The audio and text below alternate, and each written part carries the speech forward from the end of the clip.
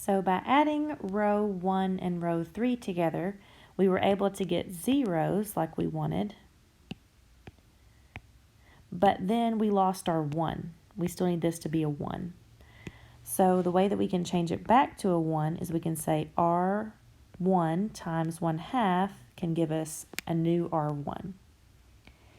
So 1/2 of 2 is 1. 1/2 of 0, still 0. 1/2 of 0, another 0. 1/2 of 20 is 10. And this time I didn't change anything about row 2 or row 3. So I'm just recopying what I had before.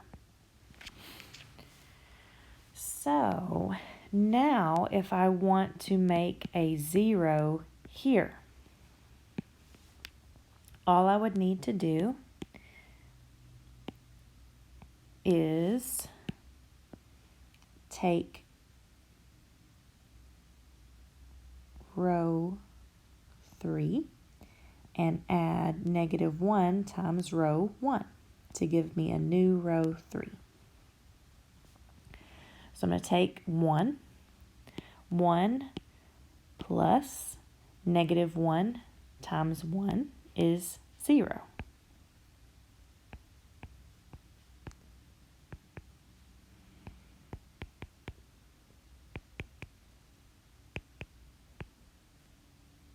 So I have a 0 here now.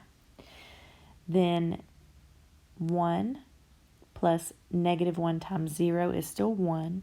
1 plus -1 times 0 is still 1.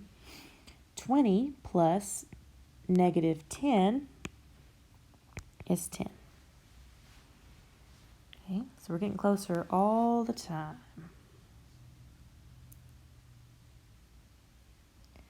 So next, let's work on making this 1.9 into a 0.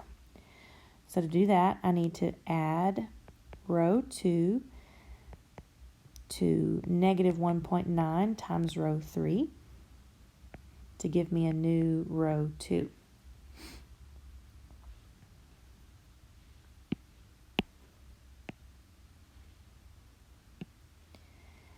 So row 1's going to stay the same. Row 2. 0 plus -1.9 times 0 is still 0. Now, 1 times -1.9 is -1.9. Add that to 1.5 is a -0.75. Then -1.9 times 1 plus 1.9 gives you the 0. -1.9 times 10 is -19 plus 13, -6. And our last row is going to stay the same.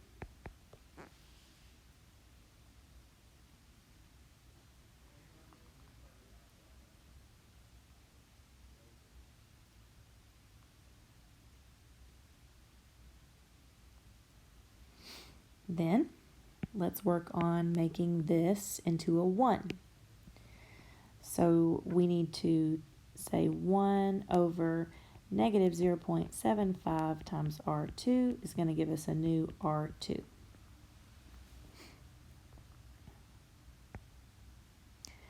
First row is going to stay the same. 0 divided by -0.75 is still 0. -0.75 divided by -0.75 is 1. And 0 divided by -0.75 is still 0. -6 divided by -0.75 is 8. And our last row is going to stay as it was. So the last thing that we need to do is make this 1 into a 0. And the way that we can do that is by saying R3 plus -1 times R2. It's going to give us a new R3. So our first row is done. Our second row is done.